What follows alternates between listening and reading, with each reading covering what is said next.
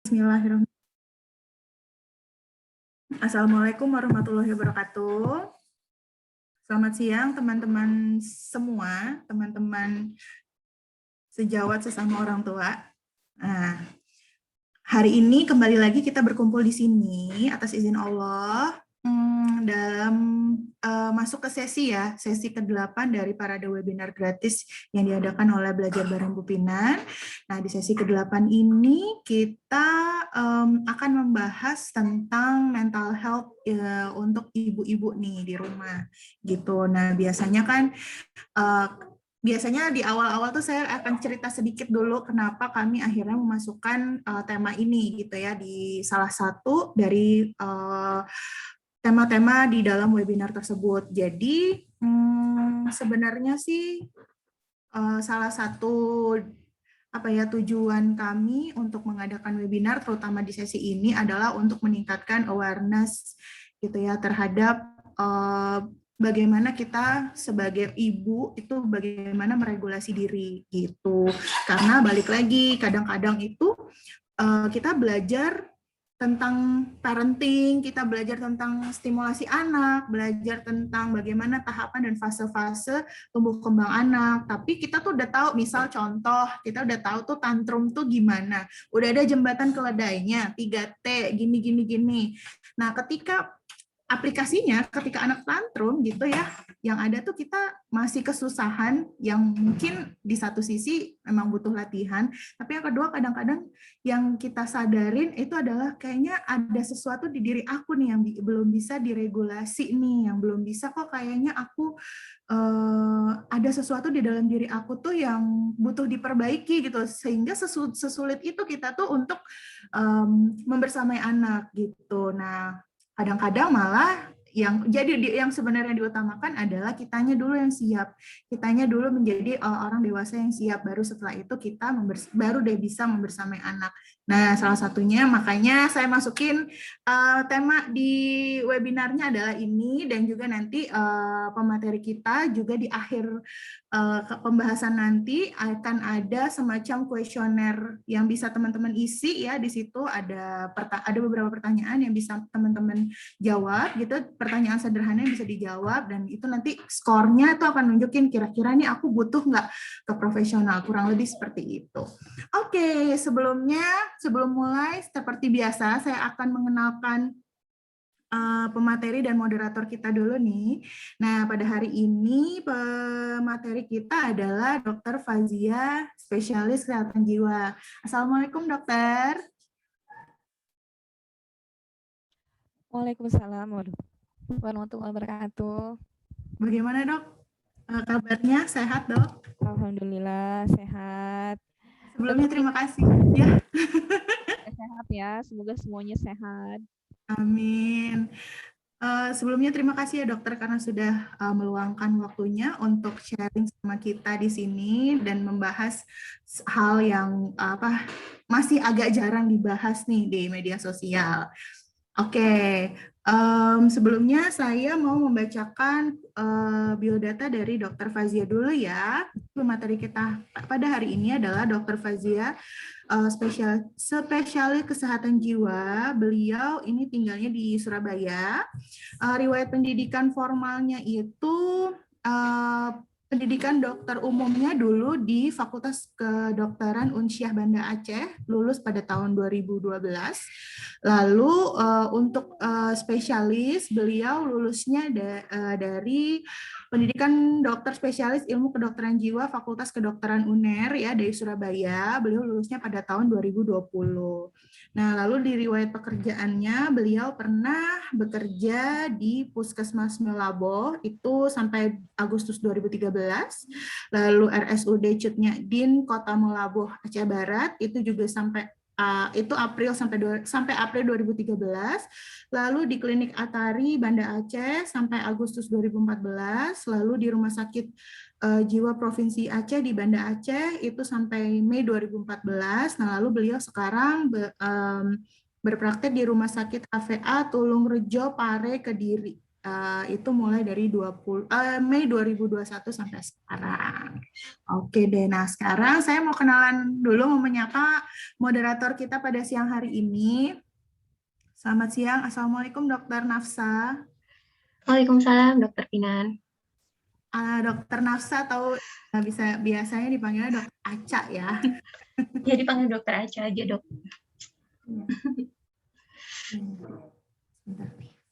Baik, sebelumnya terima kasih ya Dokter Nafsa karena sudah mau meluangkan waktunya siang hari berkumpul sama kita di sini webinar ini. Sama-sama, Dokter. Ya, baik. Sebelumnya saya akan membacakan dulu juga biodata dari Dokter Nafsa Mutmainah ya. Jadi Dokter Nafsa Mutmainah ini sebentar, kok jadi merupakan lulusan dokter umumnya dari Fakultas Kedokteran UGM ya. Nah, lalu pengalaman kerjanya itu di RST Dr. Sutarto Yogyakarta sebagai dokter internship dari tahun 2015 sampai 2016. Lalu di Puskesmas Jetis Yogyakarta sebagai dokter internship 2016 sampai 2007. Lalu di FK UGM sebagai asisten instruktur CPHC, Skills Lab dan pendampingan UKM PPD itu di tahun 2016. Lalu di Rumah Sakit Ibu dan Anak Sentul Cikampek sebagai dokter IGD dan Bangsal di tahun 2018 sampai 2019. Nah, pada saat ini Dokter Nafsa work from home ya. Jadi beliau mengelola toko buku online, mungkin teman-teman udah pada tahu juga, namanya Buku Percilia. Nah, jadi di situ toko buku anak-anak dan juga mainan. Nah, di situ nanti Dokter Aca sekarang menggeluti bidang tersebut gitu. Oke deh, Dokter Aca, saya tanpa ini lagi ya. Kayaknya teman-teman juga udah pada nunggu. Saya langsung serahkan aja kelasnya sama dokter. Silakan dokter. Baik, terima kasih Dokter Pinan. Bismillahirrahmanirrahim. Assalamualaikum warahmatullahi wabarakatuh. Selamat siang, selamat datang pada para peserta parade webinar gratis dokter juga orang tua. Di sesi ke-8 kali ini, kita akan belajar dengan topik ketika ibu merasa tidak produktif. Dengan narasumber kita adalah Dokter Fazia, spesialis kesehatan jiwa. Nah, sebelum kita masuk ke materi, saya ingin mengucapkan terima kasih terlebih dahulu kepada para sponsor yang telah mendukung acara pada hari ini. Masya Allah, ini ada 16 hadiah yang nanti akan dibagikan oleh para sponsor untuk para ibu-ibu semuanya. Saya bacakan satu persatu ya. Sponsornya yaitu Ruang Baca Gian, kemudian Tak Tuku Buku, My Little Zoe, Sunah Glam, My Little ABC, Soft Media Indonesia, Omah Nana, Farisa Amanda, Paul Kitchen, Ed Pustakala, Aira Photograph, Fox and Bunny, H Bookstore, Mosa Queen, dan Rumah Anandino. Masya Allah, terima kasih banyak para sponsor yang sudah mendukung webinar pada siang hari ini. Dan untuk ibu-ibu, pastikan tetap stay tune dari awal sampai akhir, karena nanti di akhir sesi itu akan ada sesi tanya-jawab dan kuis yang itu akan ada hadiah dari para sponsor. Baik, untuk itu kita langsung saja ke sesi materi ya oleh Dr. Fazia. Hari ini kita akan belajar tentang 3 materi utama ibu-ibu. Yang pertama adalah tentang kebutuhan-kebutuhan dasar ibu yang harus terpenuhi. Kemudian tentang bagaimana meregulasi keadaan untuk meminimalisir stres. Dan yang ketiga adalah kapan sebaiknya ibu berkonsultasi dengan profesional kesehatan jiwa. Nah, saya ingin mengingatkan terlebih dahulu untuk ibu-ibu yang nanti mungkin ada pertanyaan, dicatat terlebih dahulu ya. Kita akan sesi tanya-jawab setelah sesi materi. Jadi, disimpan dulu pertanyaannya. Nanti kita akan lanjutkan ke sesi tanya-jawab, di mana di situ nanti ada 3 termin. Dengan masing-masing termin ada 3 penanya. Nanti teknisnya akan saya jelaskan selanjutnya. Baik, tidak perlu berpanjang lebar lagi, kita langsung ke sesi materi. Untuk Dr. Fazia, spesialis kedokteran jiwa, waktu dan tempat kami persilahkan. Monggo, dokter. Baik, terima kasih Dr. Nafsa. Terima kasih saya ucapkan untuk Dr. Pinan yang sudah memberikan kesempatan bagi saya untuk sedikit menjelaskan tentang ketika ibu tidak produktif ya. Oke, saya izin share screen.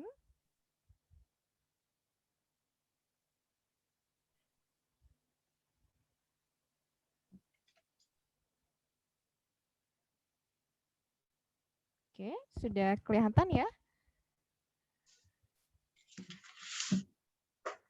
Sudah, Dokter. Oke, baik. Bismillahirrahmanirrahim. Assalamualaikum warahmatullahi wabarakatuh. Alhamdulillah hari ini masih diberi kesehatan, keselamatan, dan semoga semua kita sehat selalu dalam lindungan Allah di tengah kondisi pandemi seperti saat ini. Juga termasuk ibu-ibu yang selalu mengurus kebutuhan rumah tangga, kebutuhan suami, dan kebutuhan anak-anak. Dan di tengah kesibukannya, semoga ibu-ibu semua tetap bisa menghargai diri sendiri, tetap bisa memperhatikan kondisi dan kesehatan ibu-ibu semua. Baik, siang ini saya akan sedikit memberi materi tentang ketika ibu merasa tidak produktif. Oke, mungkin banyak dari kita ibu-ibu pernah merasa tidak produktif, merasa stres dan lelah dengan berbagai keseharian mengurus keluarga. Bisa jadi hal ini terjadi karena ada yang tidak terpenuhi kebutuhan ibu. Jadi hari ini kita akan membahas tentang apa saja kebutuhan ibu yang harus dipenuhi, bagaimana cara meminimalisir stres, dan kapan harus konsultasi ke tenaga profesional kesehatan jiwa. Oke, apa saja kebutuhan ibu yang harus dipenuhi? Jadi setiap orang pasti memiliki kebutuhan yang harus dipenuhi. Demikian juga dengan seorang ibu.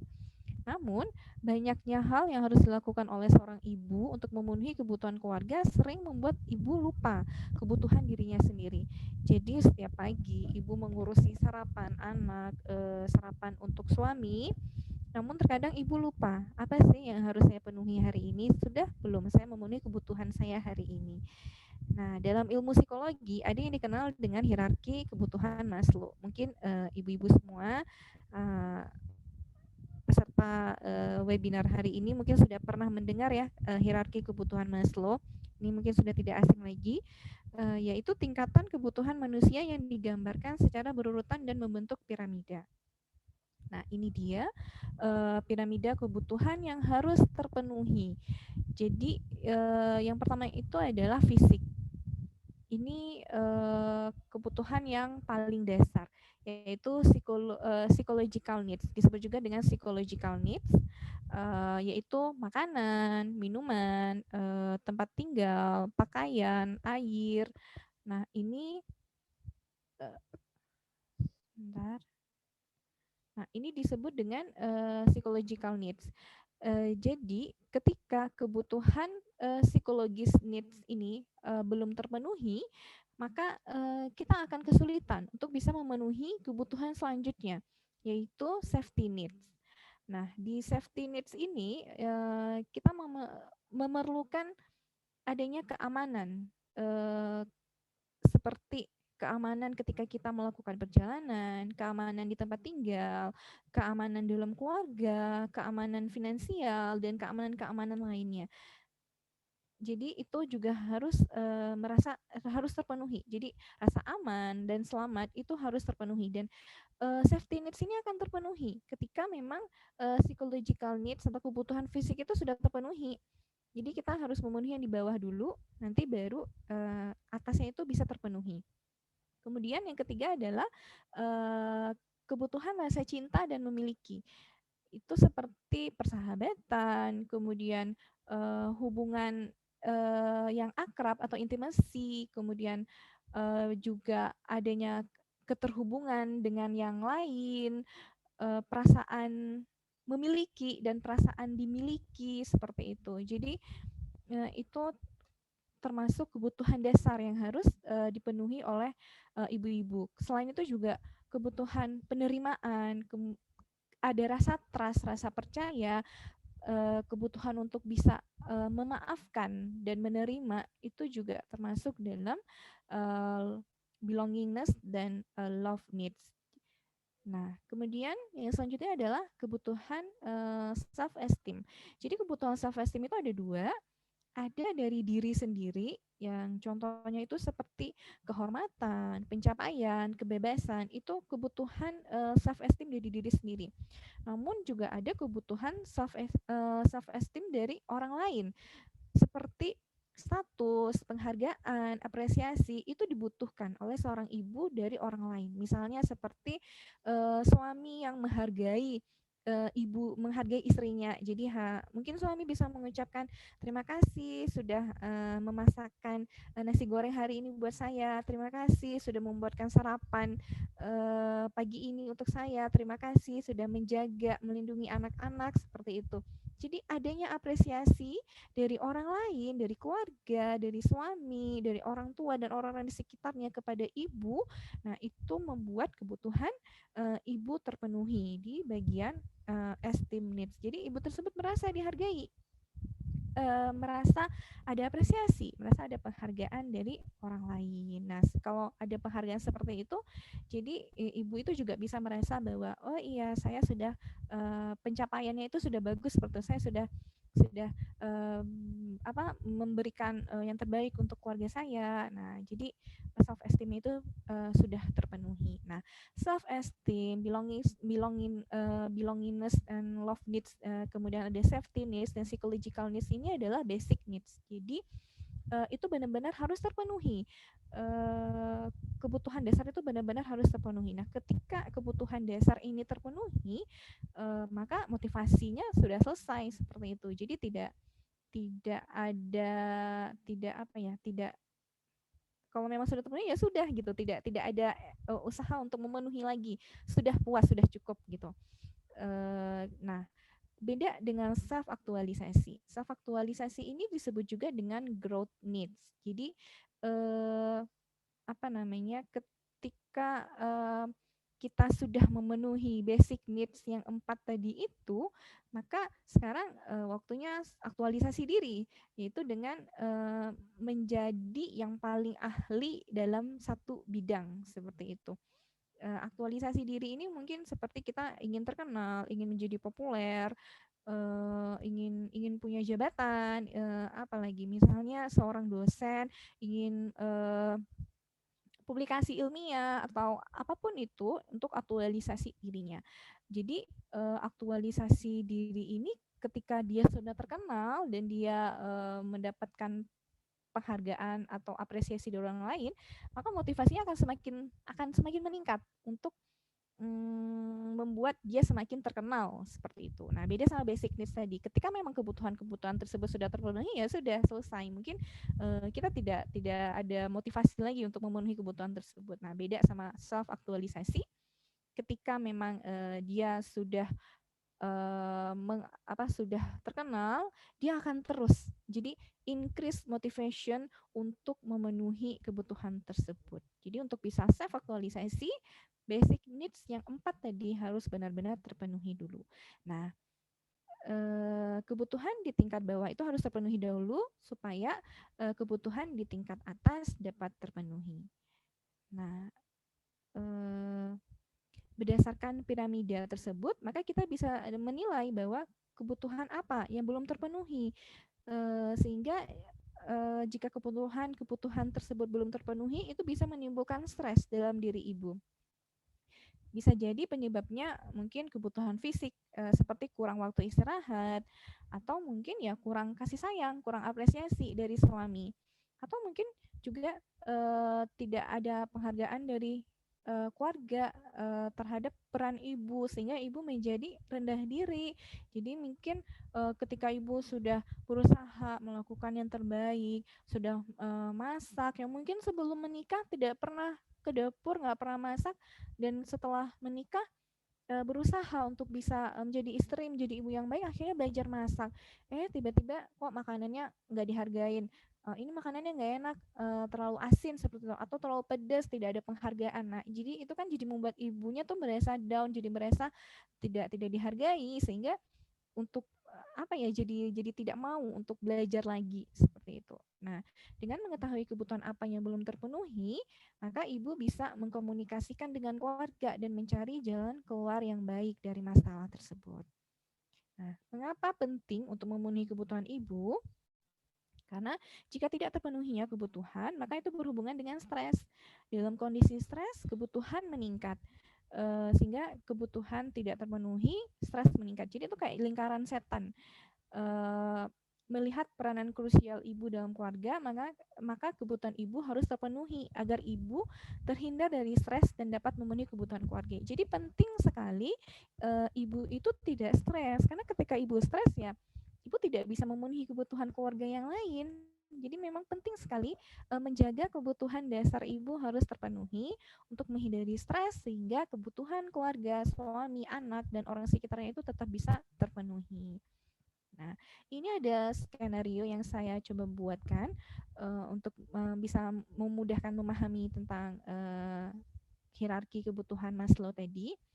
Jadi, seorang ibu merasa burnout atau kelelahan karena kebutuhan untuk istirahat tidak tercapai. Jadi, ibu kerja terus, ya masak, ya nyuci, ngurusin anak, mungkin masih punya bayi atau balita yang tengah malam harus bangun untuk nyusuin atau untuk buat susu. Sehingga istirahat ibu kurang, ibu tidak cukup istirahat. Kemudian ibu menjadi stres dan sulit untuk bersabar terhadap perilaku anak dan tidak mampu memenuhi kebutuhan mereka. Contohnya, karena ibu kecapean, mungkin malamnya begadang, anaknya rewel, nangis, sehingga ibu bangun terlambat menyiapkan sarapan untuk suami atau untuk anak, dan mungkin ibu kurang bisa memberikan kasih sayang, kurang bisa memberikan perhatian yang penuh untuk anak karena ibu sedang kelelahan, sedang capek. Nah, ketika kebutuhan anak tidak terpenuhi, maka anak menjadi stres. Jadi anak bilang, "Ma, aku mau makan," atau anak rewel butuh perhatian ibu, tapi ibu tidak bisa memberikan itu, anak berulah. Anak jadi marah, membuat kondisi anak yang marah tersebut membuat ibu semakin stres. Nah, karena kebutuhannya untuk beristirahat semakin tidak terpenuhi, anak stres, ibu stres, akhirnya ya berputar-putar di situ terus. Nah, ini yang dikatakan dengan lingkaran setan. Jadi, ibu stres berpengaruh ke anak, anaknya juga ikutan stres. Nah, anak stres akan membuat si ibu semakin tidak nyaman, akan membuat kondisi ibu semakin stres. Jadi memperparah kondisi stres ibu. Nah, itu lingkaran setannya berputar di situ terus. Oke. Nah, apa sih yang bisa kita lakukan untuk meminimalisir stres? Nah, terlepas dari upaya pemenuhan kebutuhan, tetap saja stres itu tidak bisa terelakkan dalam kehidupan sehari-hari kita. Pasti kita akan selalu mungkin menemukan masalah dalam kehidupan sehari-hari kita. Ya, konflik mungkin itu pasti akan ada, lumrah terjadi. Nah, dalam kondisi stres, terkadang ibu sulit berpikir jernih dan mengambil keputusan yang baik, sehingga dapat menimbulkan masalah dalam keluarga. Makanya kenapa ketika kita sedang emosi, ketika kita sedang stres, atau ketika kita sedang marah, kita tidak boleh mengambil keputusan. Karena pasti keputusan yang diambil itu adalah keputusan yang mungkin kurang tepat, keputusan yang mungkin salah, yang bisa menimbulkan efek yang tidak baik bagi keluarga kita. Nah, untuk mencegah timbulnya masalah tersebut, maka dibutuhkan cara untuk meminimalisir stres secara cepat. Ada banyak cara untuk meminimalisir stres, namun pada webinar yang ini mungkin saya hanya menjelaskan dua cara saja, yaitu distraksi dan relaksasi. Nah, dibutuhkan kerjasama yang baik dalam keluarga untuk mengambil alih peran ibu, sementara ibu bisa menenangkan dirinya dengan cara melakukan distraksi dan relaksasi. Oke, apa itu distraksi? Distraksi adalah cara meminimalisir stres dengan mengalihkan perhatian dari penyebab stres. Keahlian distraksi ini penting karena menghentikan sementara pikiran kita terhadap penyebab stres. Jadi kayak kita stop dulu mikirin tentang masalah kita, seperti itu. Kemudian memberi waktu untuk menemukan cara lain untuk merespon stres yang lebih tepat. Ketika kita berhenti sementara memikirkan tentang masalah yang sedang kita hadapi dan juga menenangkan diri kita, maka kita akan tahu bagaimana cara kita harus merespon masalah atau stres tersebut. Karena emosi kita sudah mulai tenang, jadi kita bisa mengambil solusi, menentukan solusi yang baik untuk masalah kita. Nah, distraksi ini berbeda dengan penghindaran, di mana avoidance atau penghindaran itu seseorang memilih untuk tidak menghadapi masalah, tapi pada distraksi seseorang menunda untuk menghadapi masalah sampai kondisi emosionalnya sudah baik. Jadi distraksi itu hanya menunda sementara, menenangkan diri dulu sampai akhirnya kondisinya tenang, emosinya sudah mulai stabil, baru dia menyelesaikan, mencari solusi. Kalau avoidance, dia benar-benar menghindar, jadi dia nggak menyelesaikan masalah tersebut.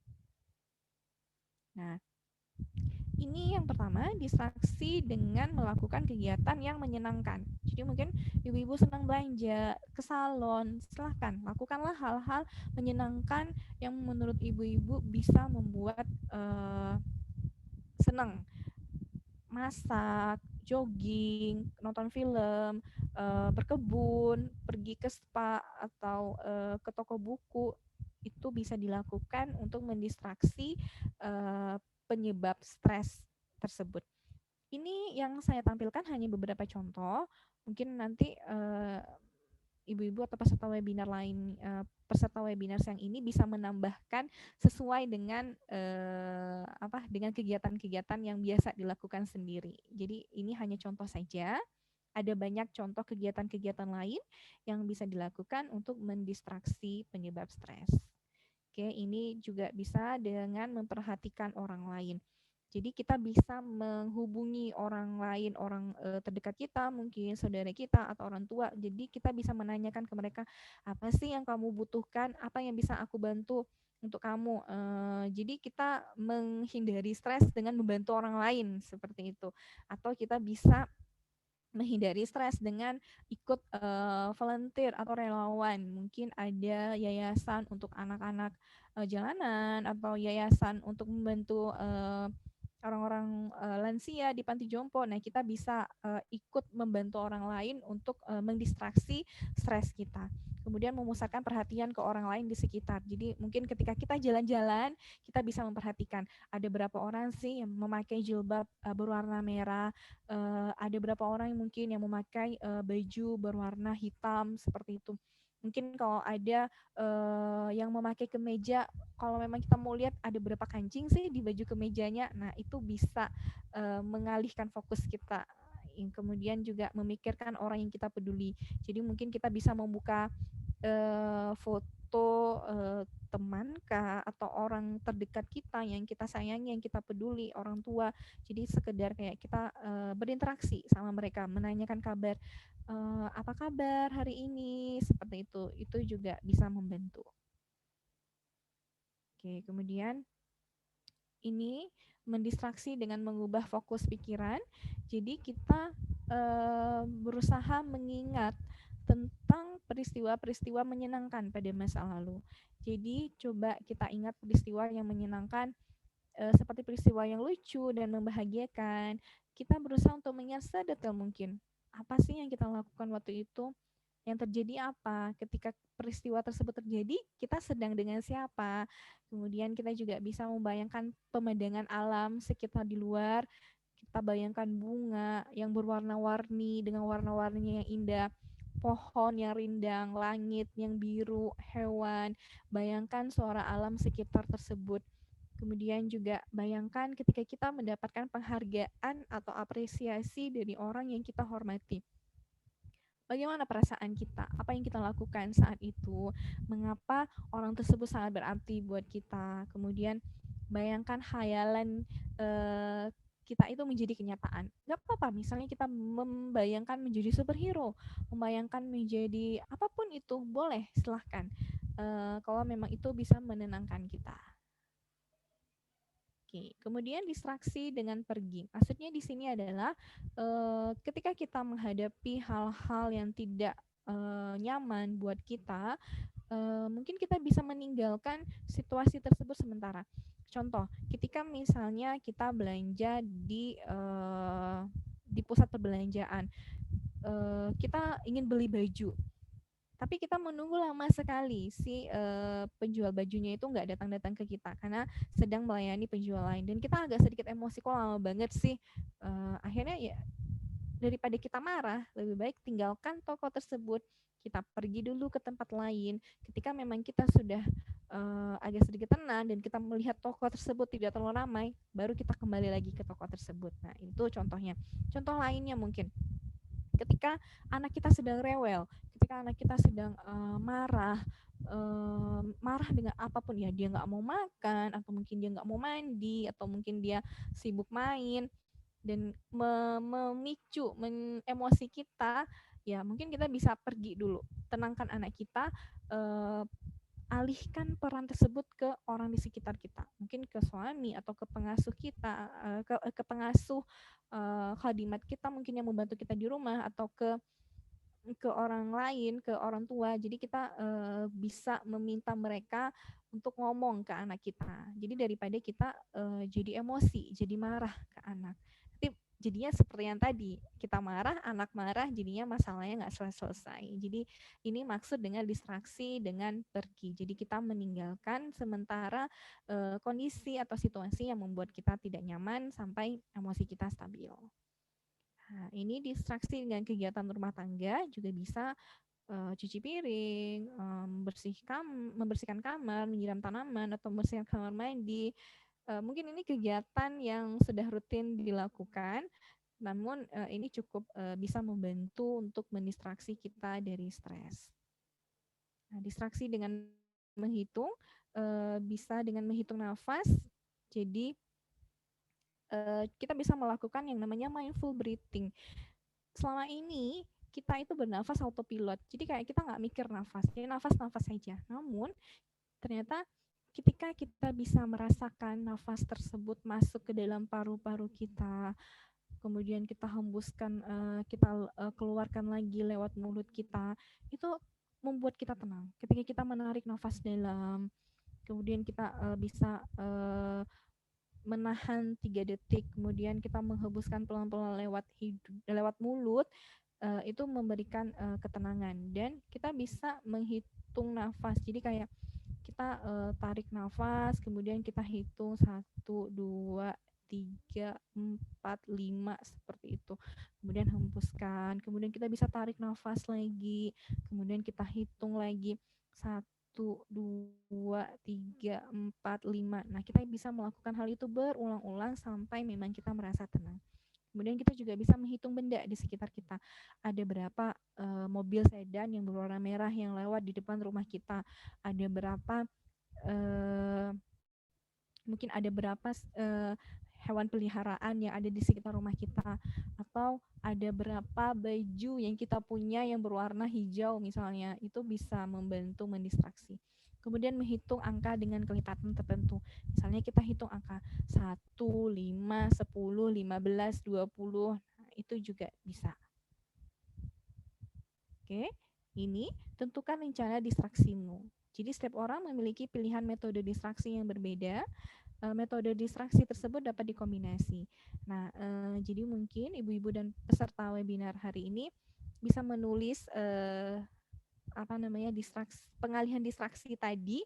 Nah, kemudian bisa mencatat rencana distraksi dan bisa dilakukan ketika dalam kondisi stres seperti itu. Jadi bisa dicatat pengalihan distraksinya dengan misalnya yang tadi pergi, atau pengalihan distraksinya dengan melakukan kegiatan yang menyenangkan, atau pengalihan distraksinya dengan cara mengubah fokus pikiran. Bisa apa saja sesuai dengan kebutuhan ibu-ibu semua. Oke, kemudian cara yang kedua adalah dengan relaksasi. Relaksasi ini bisa membuat tubuh lebih tenang, dan relaksasi ini penting untuk membuat tubuh berfungsi lebih sehat dan memungkinkan ibu berpikir lebih baik dalam mengambil keputusan. Salah satu metode relaksasi yang sederhana dapat dilakukan dengan menggunakan panca indera. Ya, jadi kita bisa melakukan relaksasi dengan panca indera di tubuh kita. Yang pertama dengan penciuman, penglihatan, pendengaran, pengecapan, dan sentuhan. Nah, ini relaksasi dengan indera penciuman. Jadi kita bisa membakar lilin aromaterapi. Jadi kita bisa memakai wangi-wangian yang menenangkan, wangi-wangian yang sangat kita sukai, boleh. Kemudian gunakan parfum atau pergi ke tempat dengan aroma yang kamu sukai. Misalnya ke toko roti atau ke restoran dengan harum wangi-wangian dari makanan yang sangat kita sukai. Atau mungkin kita juga bisa kita sendiri yang masak. Mungkin kita senang masak cake, senang masak roti atau biskuit, kan itu kan biasanya bau kue matang itu kan enak ya, harum. Nah, itu boleh dilakukan untuk relaksasi indera penciuman. Atau mungkin kalau mungkin rumah ibu-ibu dekat dengan taman, bisa pergi ke taman sambil kita mencium aroma rumput dan lingkungan di luar. Kemudian atau kita membeli bunga segar, bunga mawar, melati seperti itu. Itu bisa menjadi salah satu alternatif relaksasi dengan indera penciuman. Oke, kemudian relaksasi dengan indera penglihatan, ini bisa dengan baca majalah atau buku. Kemudian kalau misalnya di majalah atau buku tersebut ada gambar-gambar yang kita sukai, bisa kita potong. Kemudian kita buat kolase. Kemudian kita pergi ke tempat-tempat yang kita sukai, ke taman atau ke museum. Kemudian kita bisa memajang gambar pemandangan atau gambar apapun yang menenangkan kita di kamar atau di ruangan, di rumah kita, dimanapun itu. Kemudian kita bisa beli lukisan yang menenangkan. Mungkin kita juga bisa menggambar sesuatu yang kita sukai, atau kita bisa melihat foto orang yang kita sayangi. Itu bisa kita lakukan.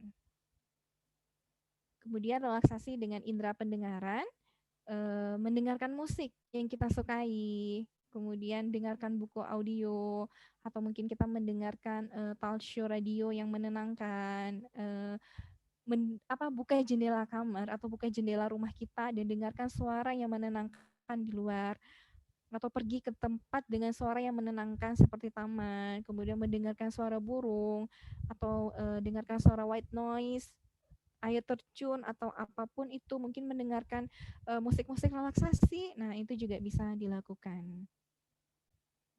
Kemudian relaksasi dengan indera pengecapan. Jadi ketika kita makan makanan favorit kita, nikmati makanan tersebut. Kita makan perlahan-lahan. Jadi selama ini mungkin kita makan cepet-cepet gitu, tapi coba ubah. Ketika kita makan, nikmati, rasakan setiap makanan yang masuk ke mulut kita. Kita mungkin bisa melihat, oh ini sekarang saya sedang makan nasi, nasinya warnanya putih, ada sayuran yang warna hijau, ada lauk, warnanya apa, misalnya lauknya warnanya merah. Kemudian kita juga bisa melihat ini piringnya warnanya apa, putih polos kah atau ada motifnya. Kemudian ketika kita mulai menyuapi 1 sendok nasi, rasakan nasi tersebut. Oh ini nasinya rasanya hangat, nasinya punel misalnya. Ini sayurnya enak, masih renyah, tidak terlalu asin. Ini ikannya juga enak. Nah, jadi kita menikmati setiap makanan yang kita makan. Atau ketika kita makan es krim, kita rasakan sensasi dinginnya, manisnya rasa coklat, manisnya susu. Kemudian kita juga bisa minum teh, kopi, atau coklat panas, dan kita bisa makan buah-buahan yang memang kita sukai, dan kita benar-benar merasakan sensasi dari setiap makanan yang masuk tersebut. Jadi mungkin selama ini kita makan aja gitu, nggak tidak pernah memperhatikan rasa atau tidak pernah memperhatikan bentuk dan teksturnya. Maka sekarang kita bisa melakukan relaksasi dengan memperhatikan setiap makanan yang masuk ke dalam mulut kita rasakan makanan tersebut, kita perhatikan teksturnya seperti apa.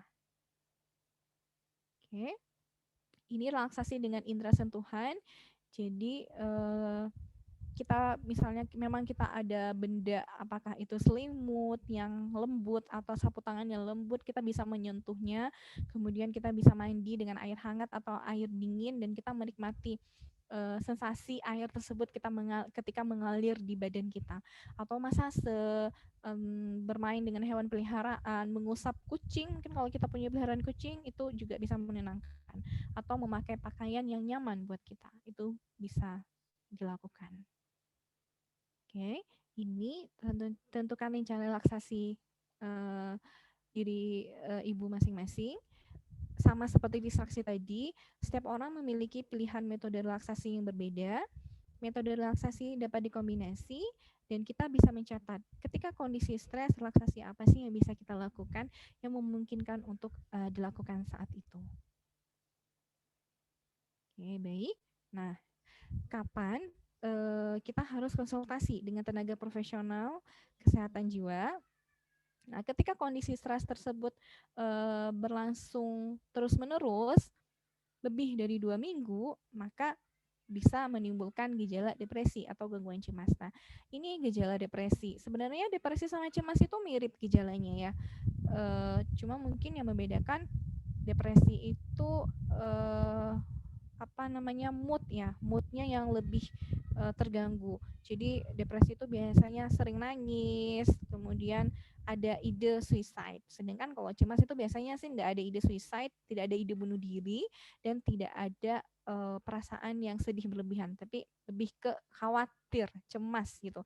Jadi kalau depresi itu biasanya gejalanya itu sulit konsentrasi. Jadi ketika kerja itu tidak fokus. Jadi mungkin ibu-ibu selama ini masak selesai tuh dalam waktu 30 menit itu selesai masaknya. Tapi ternyata masaknya tuh jadi lama. Butuh waktu sampai 1 jam, bahkan 2 jam itu belum tentu selesai. Kemudian ketika mungkin beres-beres rumah atau nyapu itu lama banget, bahkan tidak punya semangat, tidak punya energi untuk melakukan apapun, kehilangan minat untuk melakukan hal yang selama ini disukai, capek, lelah, padahal nggak lagi ngapa-ngapain gitu, kok badannya kayak capek, rasa nggak enak seperti itu.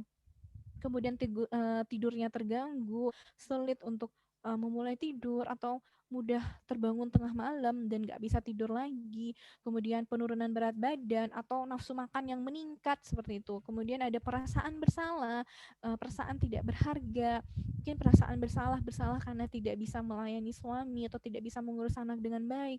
Kemudian perasaan tidak berharga mungkin karena selama ini tidak mendapatkan apresiasi, tidak mendapatkan penghargaan dari suami atau dari orang tua atau dari orang di sekitarnya. Maka ini bisa menimbulkan gangguan suasana perasaan yang biasanya kita lebih mengenal dengan depresi. Kemudian juga ada gangguan kecemasan. Mungkin cemas dengan kondisi anak kita. Cemas ini anak kita gimana ya nanti besarnya. Ini anak kita misalnya dia minta izin pergi main keluar. Ini aman nggak ya dia main di luar? Nah, itu menimbulkan kecemasan atau kecemasan yang belum tentu akan terjadi. Misalnya kita mau pergi jalan-jalan nih, udah mikir, aduh gimana ya nanti jalan-jalan aman nggak ya selama di jalan, gimana nanti di mobil. Nah, itu mulai muncul kecemasan-kecemasan yang belum tentu hal itu akan terjadi. Jadi gejalanya mirip seperti depresi, sulit konsentrasi, gangguan tidur, capek, kemudian ada seperti serangan panik. Serangan panik ini seperti leher tercekik, dada terasa nyeri, jantungnya berdebar-debar gitu. Dan sering orang mengira sakit jantung, padahal sebenarnya jantungnya sehat, tapi itu ternyata dia mengalami serangan panik. Kemudian ada avoidance, ketakutan, fobia ya, maaf. Fobia itu banyak, jadi kayak fobia sosial, jadi nggak berani ketemu orang banyak, nggak berani ketika berada di suatu lingkungan sosial yang ramai orang, itu jadi kayak takut gitu. Kemudian takut keluar rumah, kemudian ada kompulsi itu pikiran yang berulang-ulang gitu, pikiran kecemasan yang berulang-ulang sehingga dimunculkan dalam perilaku. Contohnya misalnya kita khawatir anak kita sakit perut, kita khawatir anak kita diare, sehingga kita cuci itu botol susu berulang kali, kita cuci tempat makan dia berulang kali. Nah, itu juga masuk dalam kategori ansietas. Kemudian irritable, marah-marah, muscle tension. Nah, ini paling sering. Bisa di depresi juga, bisa di cemas. Jadi pasti kalau kita sudah nggak nyaman, marah-marah, perasaan kita nggak tenang, itu pasti keluhannya nanti pusing saya dok, itu nyeri leher, kepala saya berat seperti itu. Kemudian atau keluhan lambung, kok perut saya sakit. Nah, itu sering kita temukan pada penderita yang mengalami depresi atau ansietas. Nah, ini saya tampilkan salah satu instrumen yang namanya DAS. DAS ini adalah Depression, Anxiety, and Stress Scale. Jadi kita bisa menilai depresi, ansietas, dan stres dari instrumen ini. Jadi ini ada 21 pertanyaan. Dari 21 pertanyaan mungkin bisa kita kasih waktu 5 menit ya, Dokter Nafsa. Mungkin bisa kita kasih waktu 5 menit untuk peserta menilai dirinya sendiri masuk dalam kategori apa. Jadi Siap, di Dok. sini ya, jadi di sini kan ada tulisan S, A, D ya. S ini adalah stres, A ini ansietas, D ini depresi. Jadi nanti ibu-ibu peserta webinar hari siang ini nanti menilai gitu. Misalnya ini, saya sulit untuk ditenangkan. Jawab kadang atau sering gitu, atau sangat sering. Kemudian saya merasa mulut saya kering. Jadi dikolomkan, nanti dihitungnya berdasarkan berdasarkan tanda S, A, dan D. Jadi dihitung S-nya berapa jumlahnya, A-nya berapa jumlahnya, D-nya berapa jumlahnya. Nah, nanti ini interpretasinya. Jadi biar tahu kondisi psikologis ibu-ibu yang hadir di webinar hari ini seperti apa. Silakan, mungkin nanti bisa ditulis di chat aja ya, Baik, hasilnya Dokter. seperti apa. Oke, baik, kita kasih 5 menit. Siap, Ya, Ibu-ibu mungkin boleh disiapkan alat tulisnya ya. Jadi mungkin kita bisa catat. Terus kira-kira kita mungkin bagi jadi S, A, sama D. Terus di jumlah skornya berapa gitu. Yuk kita coba bareng-bareng ya, Bu. Saya juga nih.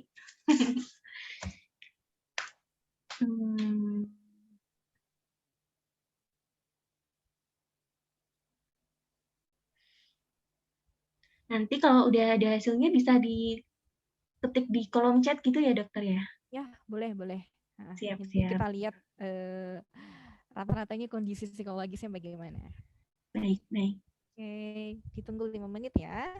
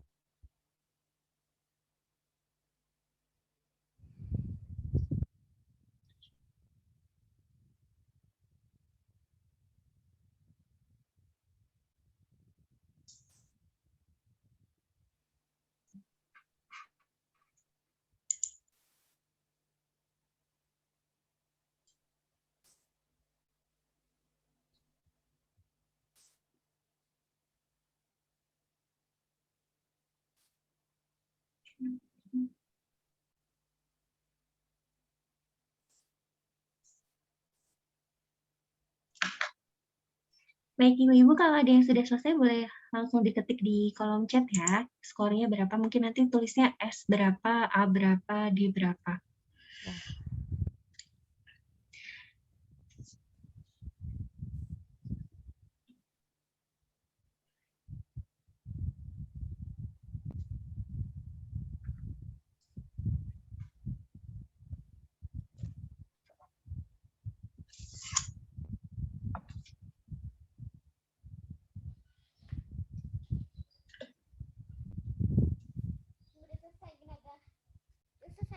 Belum.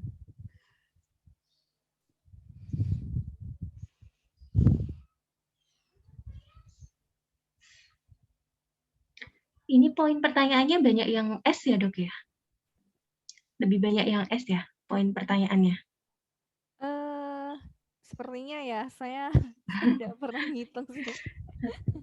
Belum pernah menghitung total S-nya berapa, A-nya berapa.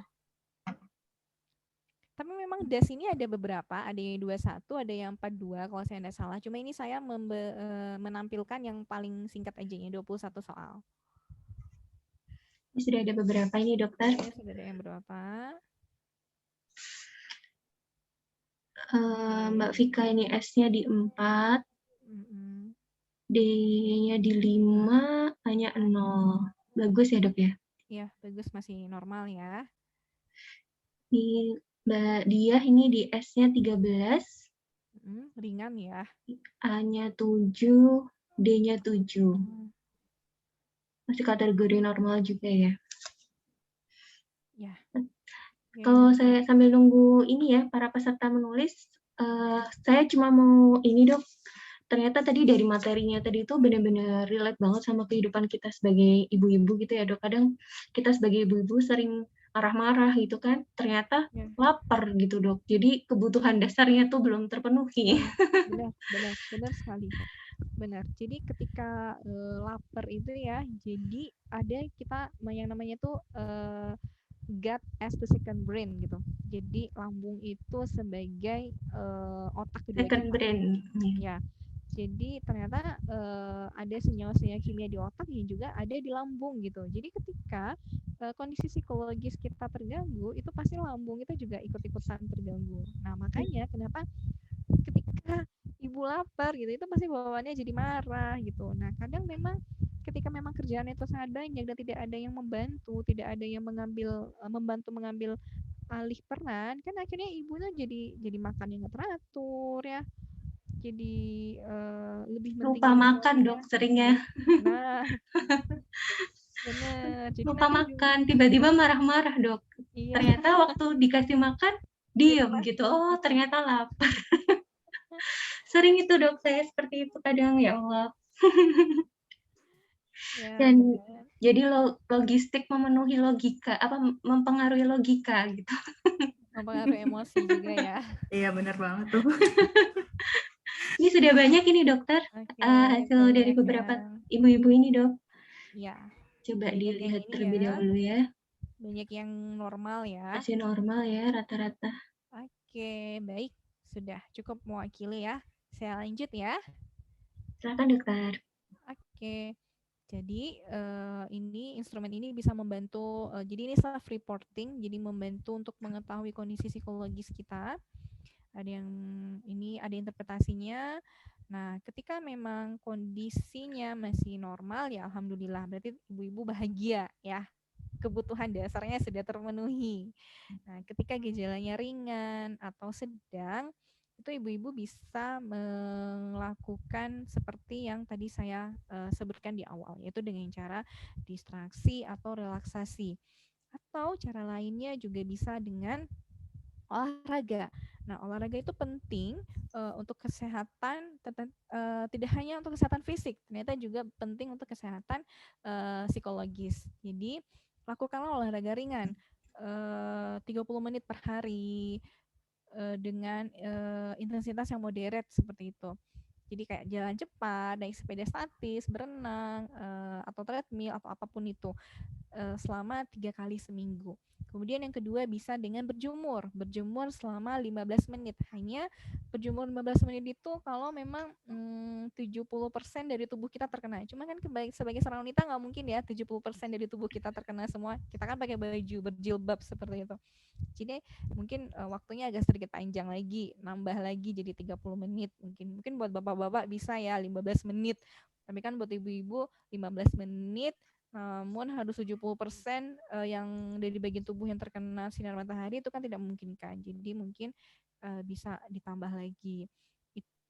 Kemudian memakan makanan tinggi protein. Kenapa? Karena depresi, ansietas itu juga terjadi karena penurunan serotonin. Serotonin itu senyawa kimia yang ada di otak kita.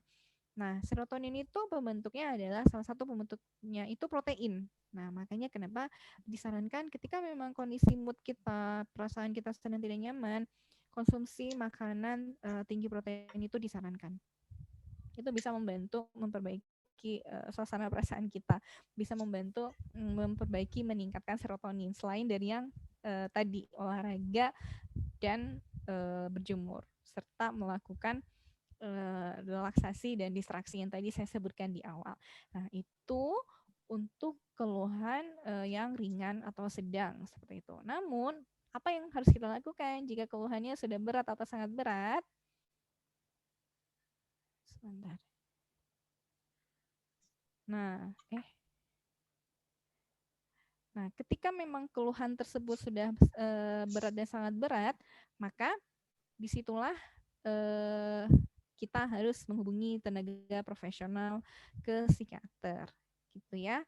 Jadi kita ketika memang keluhan tersebut sudah mengganggu aktivitas sehari-hari. Jadi ketika memang keluhan tersebut sudah membuat kita tidak mampu berfungsi dengan baik lagi, tidak produktif lagi, tidak mampu membuat kita berfungsi secara sosial, berfungsi dalam aktivitas sehari-hari itu sudah terjadi penurunan, maka disitulah kita harus segera menghubungi tenaga profesional.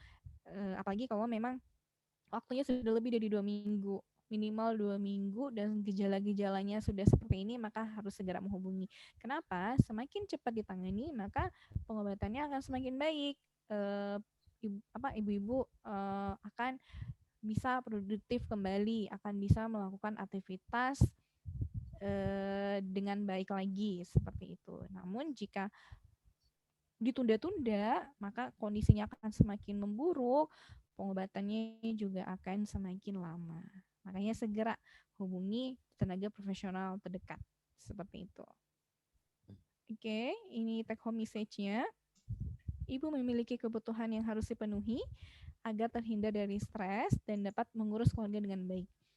Apabila stres muncul, bisa melakukan distraksi dan relaksasi untuk meminimalisir stres dengan segera. Dan apabila gejala stres menetap dalam jangka waktu yang lama, maka ibu perlu segera konsultasi dengan tenaga ahli kesehatan jiwa. Baik, ini slide terakhir saya. Semoga bermanfaat dan ada yang bisa diambil pelajarannya. Baik, saya serahkan kembali ke moderator, Dr. Nafsa. Baik, terima kasih dokter atas pemaparan materinya yang sungguh sangat luar biasa ya. Banyak sekali ilmu baru yang saya pelajari hari ini dokter, dan dari basic banget ya, dari kebutuhan dasar sampai cara-cara kita untuk meregulasi stres kita. Jadi kalau boleh saya simpulkan ya dok, tadi mungkin awalnya seorang ibu ketika merasa tidak produktif tuh mungkin karena pertama kebutuhan ibunya ada yang belum terpenuhi terlebih dahulu ya dok ya, dan ketika itu mungkin saat ada stresor seperti itu, beliau juga tidak mampu untuk meregulasi stresnya, sehingga akhirnya semakin parah kondisi tadi itu dan diperparah dengan mungkin aktivitas harian yang sangat banyak seperti itu, jadinya tambah ngerasa nggak produktif kayak gitu ya dok ya. Ya. Baik, kalau saya sendiri ya dok ya, saya seringnya tuh kalau pas lagi moodnya jelek kayak gitu, saya sukanya naik motor dok, naik motor keluar rumah kayak gitu, karena kayak sambil motoran gitu keluar rumah, karena di rumah terus kan jenuh ya dok ya. Jadi kita kadang naik motor setengah jam kayak gitu, nanti baru kalau sudah suasana yang baik balik lagi kayak gitu. Ternyata itu namanya distraksi ya dok. Iya benar. Baik ibu-ibu, baik mungkin ibu-ibu juga ada yang punya pengalaman yang sama seperti saya, mungkin dalam menghadapi kehidupan sehari-harinya sering kayak mungkin kalau istilah sekarang namanya me time ya dok ya. Iya, benar. Larinya tuh ke arah me time seperti itu, dan ternyata tuh nggak apa-apa banget ya kita melakukan me time sejenak seperti itu. Benar. Jadi memang sebaiknya disarankan ya ibu meluangkan waktu untuk dirinya sendiri dan mengalihkan perannya sebentar ke orang lain seperti itu. Baik dokter, terima kasih banyak atas pemaparan materinya. Dokter Pinan, kita lanjut ke sesi tanya jawab dok. Yuk, sekarang kita lanjut ke sesi tanya jawab. Ngapunten dokter, boleh ya stop. Oke deh. Baik ibu-ibu, kita lanjut ke sesi tanya jawab ya. Ini ada 3 termin ya dokter Pinan ya. Ya, jadi ada 3 termin, di mana satu termin itu ada 3 penanya ya teman-teman ya. Nah, nanti di setiap termin itu kan ada 3 penanya. Nah, untuk yang pertama kali ngangkat tangan itu nanti ada hadiah dari sponsor gitu. Nah, gimana caranya untuk bertanya? Jadi teman-teman boleh banget raise hand, tapi setelah Dokter Nafsa ngitung. Jadi Dokter Nafsa ngitung dulu 1, 2, 3, baru deh setelah itu angkat tangannya. Gitu. Nanti di sini saya akan lihat siapa nih dari tempat saya ya, siapa nih yang tercepat, 3 orang tercepat dipersilakan untuk bertanya, dan 1 yang tercepat akan diberikan hadiah. Nah, untuk yang nanya ini nanti boleh banget lewat chat atau juga boleh ngobrol langsung ya, Dok? Boleh. Ya. Oke, silakan Dokter Nafsa, kita siap-siap. Oke, Ibu, udah siap semuanya ya. Saya mau kasih aba-aba, nanti saya hitung sampai 3. Ibu-ibu cepat-cepatan buat raise hand. Sudah siap? Kita mulai ya. 1, 2, 3. Masya Allah, banyak sekali. Oke, di sini ada Mbak Hafsa, Mbak Vika, dan Mbak Andriani Cahya. Saya catat di sini ya. Yang ya, dan yang tercepat adalah Mbak Hafsa, dan Mbak Hafsa nanti dapat hadiah ya Mbak dari sponsor, nanti akan dihubungin sama Dokter Karin. Baik, silahkan Mbak. Mbak Hafsa kayaknya mau tanya langsung ini dokter. Oh gitu, oke. Itu ask to unmute. Ask to unmute. Silakan. Sudah.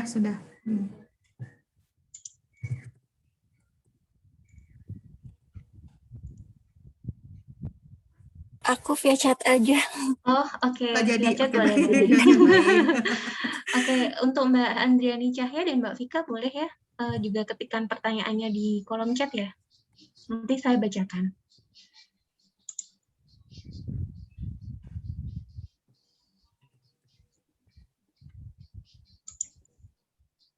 Ini sudah ada pertanyaan yang masuk ya dokter. Saya bacakan ya dok. Ya boleh, silakan. Ini dari Mbak Vika ya. Dokter, izin bertanya, bagaimana jika saya dan anak hanya berdua saja di rumah, sedangkan anak sedang tantrum, butuh perhatian, dan saya dalam kondisi labil emosinya, dan butuh untuk menghindar. Apakah boleh saya menggunakan metode distraksi pergi untuk menyendiri dulu di kamar, sedangkan anak masih dalam keadaan tantrum? Monggo dokter, untuk dijawab. Langsung dijawab. Oke, baik. Iya, langsung dijawab. Oke, baik. Terima kasih Mbak Vika. Jadi sebenarnya pertanyaan itu sering dialami oleh ibu-ibu semua ya, bahkan termasuk saya mungkin juga mengalami hal yang sama. Nah, ketika memang anak sedang tantrum, biarkanlah, karena kita juga perlu anak itu mengungkapkan emosinya. Jadi nggak boleh kita tahan. Kalau memang dia pengen marah, ya udah. Kamu pengen nangis, nangis. Silahkan mama biarkan kamu nangis atau bunda biarkan kamu nangis. Ketika kamu sudah tenang, kita ngobrol lagi. Kita bicara lagi seperti itu. Jadi nggak apa-apa, biarkanlah anak menangis dan kita ibu juga menenangkan diri dulu. Kita ibu menenangkan diri, nggak apa-apa, kita tinggalkan anak saja dia menangis, nanti dia juga bakal diam sendiri ya, dia bakal diam, dia capek, dia diam, dan di situ baru kita peluk, kita ngajak dia ngobrol. Atau cara yang kedua bisa juga dengan ketika memang kita sedang emosi seperti itu dan anak tantrum, kita bisa dengan menarik nafas dalam. Jadi kita bisa melakukan relaksasi dengan menarik nafas dalam, seperti yang tadi saya sebutkan, tarik nafas dalam, kita menarik nafas lewat hidung, kemudian kita tahan 3 detik, kemudian kita hembuskan pelan-pelan lewat mulut. Karena ketika kita menarik nafas dalam itu membantu menenangkan gitu. Jadi sistem limbik kita, tempat pengaturan emosi kita itu jadi lebih stabil seperti itu. Jadi mungkin bisa dilakukan dengan cara seperti itu. Dengan kita juga melakukan relaksasi, menarik nafas dalam sampai kondisi tenang, anaknya sudah diam, baru kemudian kita peluk dia, kita ngajak dia ngobrol. Oke, kenapa kamu nangis? Jadi nggak apa-apa. Kalau memang di rumah hanya berdua saja dengan anak. Jadi anak itu juga butuh kok diungkapkan.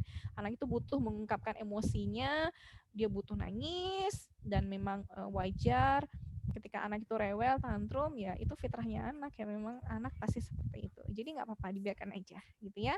Selama memang tidak ada barang yang berbahaya, selama memang kita merasa bahwa tempat tersebut aman gitu. Ya udah biarkan saja dia nangis, kita juga menenangkan diri, sudah. Ketika kita tenang, anak diam, baru kita peluk dia. Gitu ya, Mbak.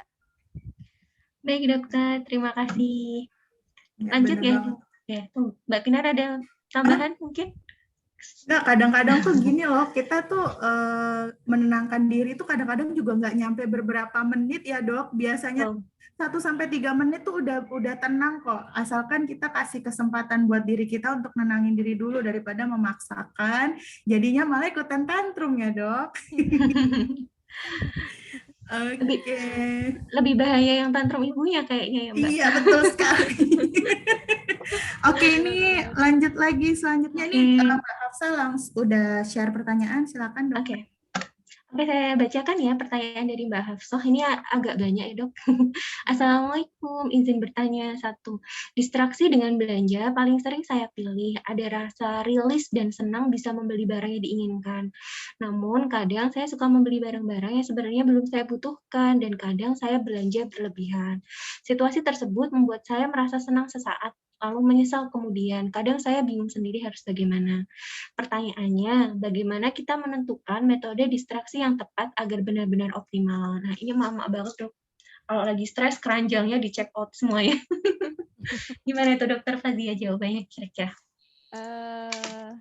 Ya, jadi kita bisa memilih. Kalau misalnya bagaimana cara memilih itu jawabannya itu sebenarnya ibu-ibu sendiri yang tahu ya. Ini Mbak Hafsah ya. Nah, Mbaknya sendiri yang tahu apa sih distraksi yang cocok untuk saya. Tadi kan saya sudah menyebutkan banyak ya cara-cara distraksi.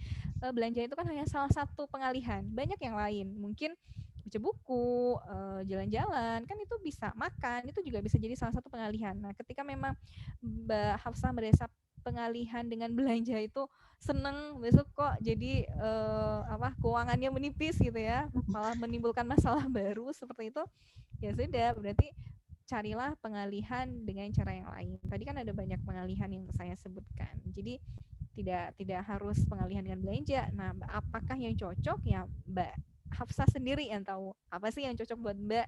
Nanti kalau misalnya saya bilang, oh yang cocok buat Mbak baca buku, berenang, ternyata itu nggak membuat Mbak nyaman seperti itu. Jadi Mbak sendiri yang tahu apa sih yang membuat Mbak nyaman, distraksi seperti apa yang menenangkan seperti itu, ya itu berarti yang dilakukan kan, bisa dipilih dan bisa dikombinasi sesuai kebutuhan masing-masing ibu seperti itu ya. Baik dokter Bu, jadi mungkin kalau boleh saya simpulkan key point-nya, distraksinya tidak boleh menimbulkan stres lagi ya, maksudnya jangan sampai kita milih kayak me time sesuatu tapi dengan me time itu justru menimbulkan stres baru. Benar. Ada beberapa yang mungkin me time-nya nonton drakor gitu dok, nonton drakor tapi begadang sampai kurang tidur. Nah, itu balik lagi kan nanti jadi stres lagi. Jadi kita mungkin harus pintar-pintar itu ya dok ya. Ya, pintar-pintar kita memilih distraksi yang cocok buat kita, yang ya itu tidak menimbulkan masalah lagi ke depan gitu kan. Kita mau menyelesaikan masalah, jangan sampai kita mau distraksi malah nimbul masalah baru. Betul.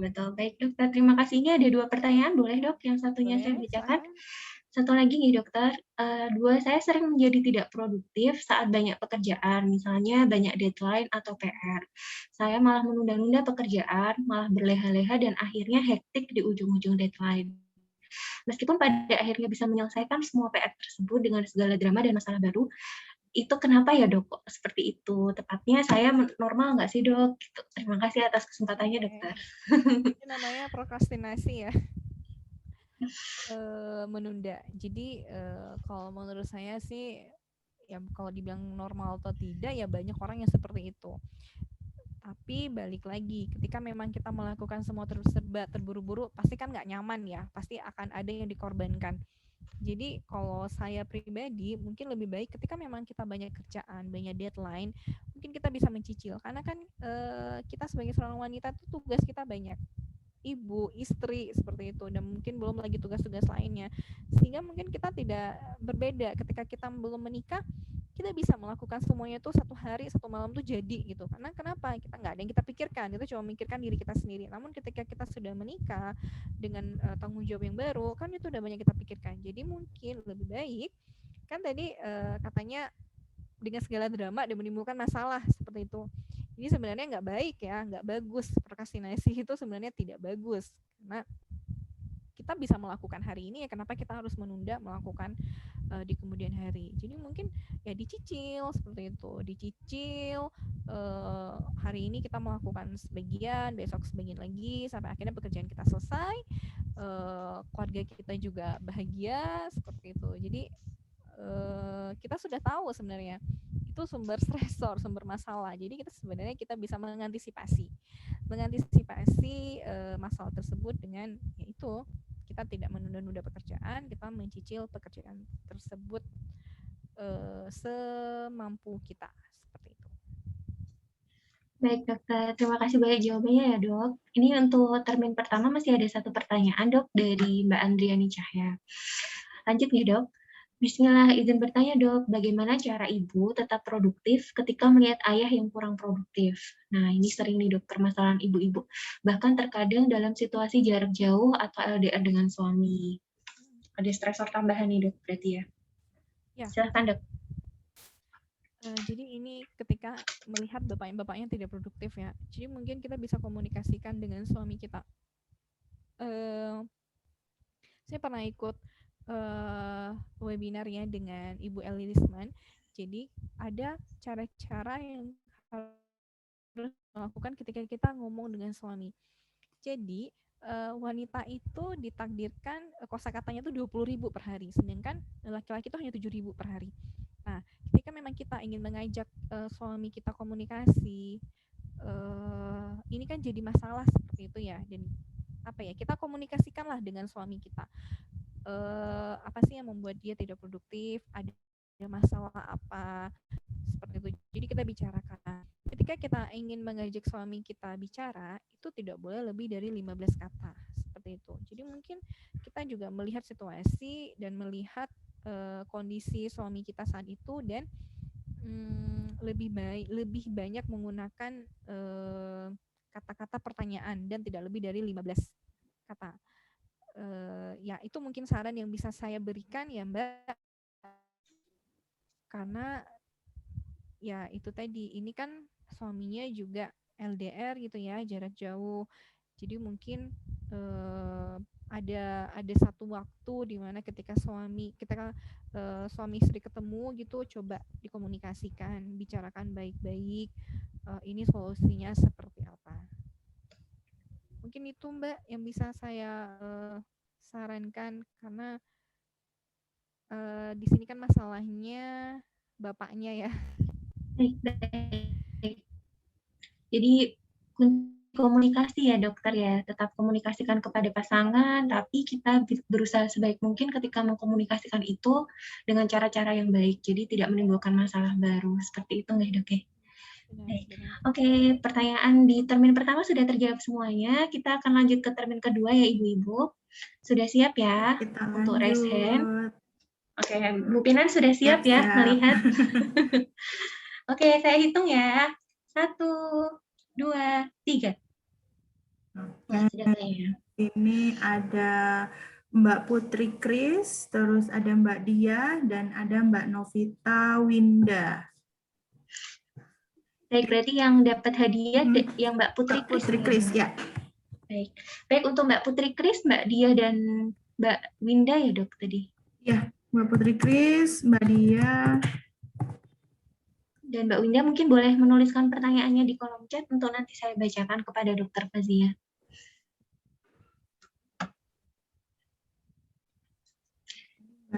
Baik, ini sudah ada pertanyaan ya dokter dari Mbak Putri Kris.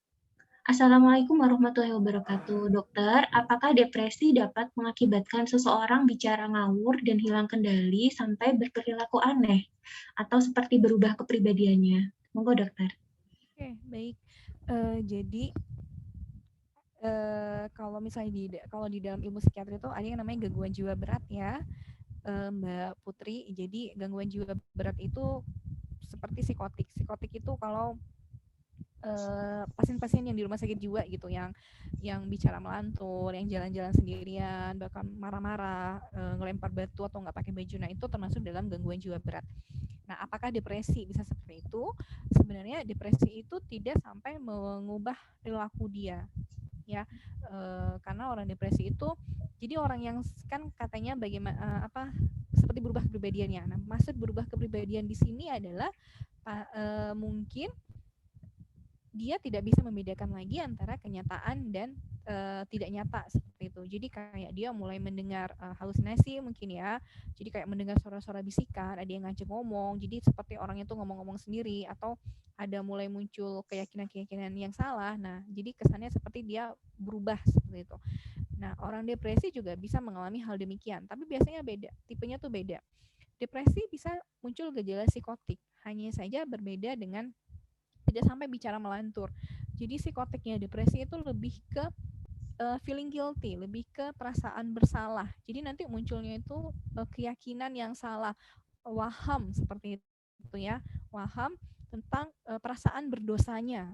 Nah, itu dia. Jadi bisa orang depresi muncul gejala psikotik, cuma mungkin gejalanya berbeda, tidak sampai bicara melantur atau sampai muncul perilaku-perilaku yang aneh-aneh banget seperti itu. Jadi mungkin di sini maksud dari Mbak Putri ini lebih mengarah ke gangguan jiwa berat yang psikotik ya. Jadi kalau sudah seperti ini memang sebaiknya segera segera konsul ke psikiater karena dikhawatirkan nanti membahayakan dirinya dan membahayakan orang sekitarnya. Karena terkadang ketika orang-orang yang mengalami gangguan jiwa berat, psikotik, dan muncul halusinasi, muncul suara-suara atau bisikan-bisikan, nah karena dia tidak bisa membedakan mana yang benar, mana realita, mana tidak, bisa jadi dia mengikuti bisikan-bisikan tersebut. Seperti itu. Jadi mungkin bisikannya menyuruh dia memukul atau bahkan mungkin yang paling parahnya menyuruh dia untuk terjun kemana gitu, bunuh diri gitu. Nah, jadi itu yang kita cegah sehingga sebaiknya segera dibawa ke dokter atau ke rumah sakit. Seperti itu, Mbak. Baik dokter, terima kasih. Jadi mungkin nanti kalau ada kondisi seperti ini segera dibawa ke profesional begitu nggak dok ya untuk mendapatkan penanganan lebih lanjut. Kita lanjut ke pertanyaan selanjutnya ya dok dari Mbak Dia ini. Assalamualaikum dok, mau nanya apakah sering marah-marah dalam menghadapi anak itu sehat? Bagaimana pengaruhnya untuk anak? Kadang saya merasa saya stres karena begitu seringnya marah terhadap anak. Terima kasih dokter. Ya. Jadi jawabannya sehat atau tidak nggak sehat ya.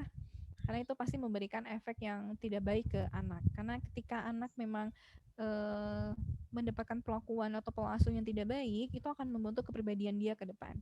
Itulah kenapa kita harus benar-benar memenuhi kebutuhan anak dengan baik dan kita melihat fase-fase tumbuh kembang anak dengan perkembangan anak dengan baik. Karena ketika memang ada satu fase saja yang tidak terlewati dengan baik, itu berpengaruh ke kepribadian dia nanti. Dan bahkan yang ditakutkan adalah bisa muncul gejala-gejala tingkah laku, gejala-gejala perilaku pada anak nanti ketika anak dewasa seperti itu. Jadi apakah itu sehat? Ya, itu tidak sehat. Pengaruhnya ke anak ya banyak, gangguan emosional pada anak, gangguan tingkah laku pada anak, bahkan mungkin kenakalan, itu bisa bermulai dari orang tua yang keras, orang tua yang sering memarahi anak. Seperti itu. Baik dokter, terima kasih. Mungkin kalau kita merasa sering marah-marah, mungkin perlu kita tanya lagi ya dok ya. Mungkin ada kebutuhan dasar yang belum terpenuhi, atau mungkin kita regulasi stresnya masih kurang baik. Seperti itu ya dok ya. Jadi kita perlu evaluasi. Benar. Begitu ya dok ya. Baik, terima kasih dokter. Kita lanjut ke pertanyaan terakhir di termin kedua. Dari Mbak Novita Winda. Assalamualaikum, izin bertanya dokter, apakah inner child mempengaruhi cara parenting kita dok? Bagaimana cara mengenali inner child kita dan cara berdamai dengan inner child? Terima kasih dok. Ya, baik. Jadi inner child itu mempengaruhi sekali cara parenting kita. Karena secara tidak sadar, tanpa kita sadari, cara parenting kita ke anak itu mengikuti cara parenting orang tua kita ke kita. Ya, itu tanpa kita sadari itu pasti akan terjadi. Misal, ketika dulu ibu kita sering kamu nggak boleh main-main jorok misalnya, ibu kita yang sangat cemas begitu anaknya melakukan perilaku yang berbahaya, langsung ibunya ngomel-ngomel gitu, marah-marah gitu. Nah, itu pasti secara tanpa kita sadari dari alam bawah sadar kita itu akan terjadi ketika kita mengasuh anak kita. Itu pasti akan terjadi. Nah, bagaimana caranya kita berdamai dengan inner child? Ya, kita tahu bahwa kita harus sadar dulu bahwa ya itu salah seperti itu. Harusnya saya tidak seperti itu mengasuh anak. Ketika memang anak sedang rewel atau sedang tantrum, ya kita nggak boleh balik marah ke dia. Kita tidak boleh balik tantrum ke anak tersebut.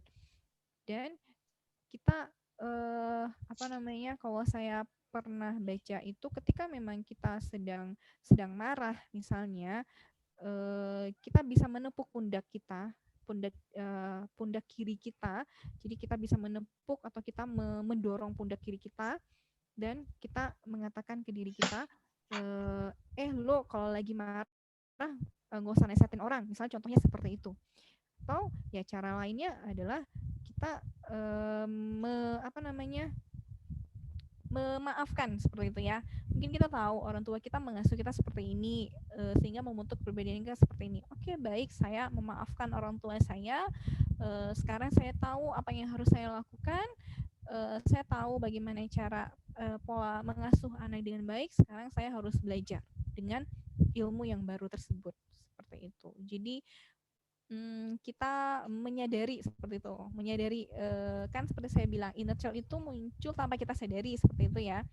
Jadi kita jangan menjadi orang tua yang berperilaku seperti anak-anak, karena ketika kita marah dengan anak, itu bukan kita, tapi itu adalah kita yang menjadi anak-anak kita yang di masa lalu kita, seperti itu. Jadi ketika memang anak marah, oke, saya tidak boleh menjadi orang tua yang berperilaku seperti anak-anak, seperti itu. Saya nggak boleh marah lagi dengan anak. Akhirnya ya itu mungkin bisa seperti yang tadi saya sampaikan, dengan relaksasi atau distraksi, seperti itu, atau dengan ya kita menarik nafas dalam, seperti itu. Jadi cara berdamainya ya kita harus menyadari dulu inner child tersebut. Baik dokter, kalau boleh izin sharing ya dok, saya juga tentang inner child ini tuh, kalau saya biasanya ya dok, karena membayangkan inner child itu kan kayak ada anak kecil yang mengasuh anak kecil gitu kan ya dok ya. Jadi ketika mulai muncul, itu yang pertama mungkin kita sadari dulu ya dok ya, kalau oh ini kayaknya inner childku yang ngambil alih nih, misalnya mau marah-marah atau apa. Kemudian mungkin baru kita, kalau saya ya dok, saya seringnya tuh membayangkan saya memeluk diri saya yang kecil dulu. Jadi saya peluk, oh ini Aca yang dulu mungkin dimarah-marahin, tapi sekarang kamu nggak apa-apa, aku udah dewasa gitu, aku bisa merespon dengan lebih baik. Kayak gitu mungkin juga bisa bermanfaat buat tadi yang bertanya kayak gitu, karena memang poin utamanya di memutus siklusnya itu tadi ya dok ya. Ya benar. Jadi itu kayak lingkaran setan memang. Jadi memang harus kita putus. Betul. Memang harus ada yang memutus siklus itu. Gitu. Karena tentunya kita nggak pengen kan anak-anak kita juga punya inner child yang sama seperti kita ke anak cucunya kayak gitu. Benar. Begitu. Terima kasih banyak dokter. Oke, ibu-ibu kita lanjut ke termin terakhir ya, dokter Pinan ya. Termin terakhir. Ya. Oke. Siap ya ibu-ibu ya yang mau bertanya, nanti kita raise hand. Saya aba-aba, 1, 2, 3. Oke. Yang pertama, yang ini ya, yang setelah Dokter Aca ini ya, ngomong 1, 2, 3 ya, ini yang nyampe di saya ada Mbak Eti, ada Umu Hilmi, sama yang atas nama Dimas Setiaji. Ini ibu atau bapak? Karena biasanya mungkin pakai akun suaminya gitu kan ya. Benar-benar dok. Lupa di ini. Oh ibu, oke baik. Oke silakan Mbak Eti, Mbak Umu Hilmi, dan Ibu Dimas. Dimas Setiaji. Oke. Ini yang sesi ini yang dapat Mbak Eti ya. Selamat kepada Mbak Eti. Nanti dihubungi Dokter Karin ya dok. Oke, sudah ada pertanyaan nih dok ya. Dari Mbak Dimas Setiaji ya. Izin bertanya dokter, bagaimana mengatasi konflik dengan ibu sendiri? Karena ketika anak tantrum dan dibiarkan, malah disalahkan, dimarahi ibu. Hal ini selalu berlangsung dan suami tidak bisa memediasi. Ibu tidak mau menerima penjelasan, sehingga saya menjadi stres, memendam marah, dan merasa tidak bisa dekat dengan ibu seperti sebelum punya anak. Terima kasih banyak dokter. Ini juga sering nih dok, konfliknya sama orang tuanya gitu. Sama banget. Udah ini Mbak Pin Sama. ya. Udah sering di kelas Mbak Pina juga ini ya Mbak Pina ya. Silakan dokter. Benar itulah kenapa sebaiknya anak itu diasuh oleh kita sendiri, bukan diasuh oleh neneknya ya, karena memang bagaimanapun pola asuh orang tua dan nenek itu sangat berbeda ya. Mungkin nenek itu menganut pola asuh yang masih konservatif seperti itu, cuma karena kita sekarang sudah mendapatkan banyak ilmu parenting yang mengasuh anak dengan baik itu seperti apa, jadi kayak sedikit konflik berbeda gitu. Nah, saran saya adalah ya mungkin mungkin tinggalnya berbeda rumah gitu ya sama ibu. Kita punya rumah sendiri, jadi kita tidak tinggal dengan serumah dengan orang tua kita. Namun jika kondisi tidak memungkinkan untuk kita berpisah dengan orang tua kita, ini ibu mertua atau ibu kita ya, harusnya kalau misalnya ibu kita sendiri, kita lebih mudah ngomongnya ya, lebih mudah untuk bicara dengan ibu kita. Kalau misalnya ibu mertua ya harusnya memang suami kita yang menyampaikan. Namun ketika memang suami tidak mampu, jadi harusnya itu ada kesepakatan pola asuh antara kita dengan suami kita. Jadi ketika memang si anak itu nangis dan kita biarkan, ya kita sepakat dulu sama suami, itulah cara yang benar, mungkin seperti itu. Memang anak itu dibiarkan dulu biar dia mengungkapkan emosinya, ketika dia tenang baru kita ngajak dia bicara. Oke, kita sepakat seperti itu sama suami, mungkin suami akan lebih mudah menyampaikan hal itu ke ibunya seperti itu. Jadi mungkin ya kita tegas saja dengan pola asuh kita yang memang kita tahu bahwa ini yang benar seperti itu. Kalau memang seperti yang ibu sampaikan itu tidak baik untuk mendidik anak, ya kita sampaikan aja. Mungkin yang namanya ibu ya pasti akan marah ketika memang pola asuh kita berbeda dengan beliau, dengan mereka pada masa lalu. Namun ya kita tahu yang benarnya seperti apa dan kita punya pola asuh sendiri.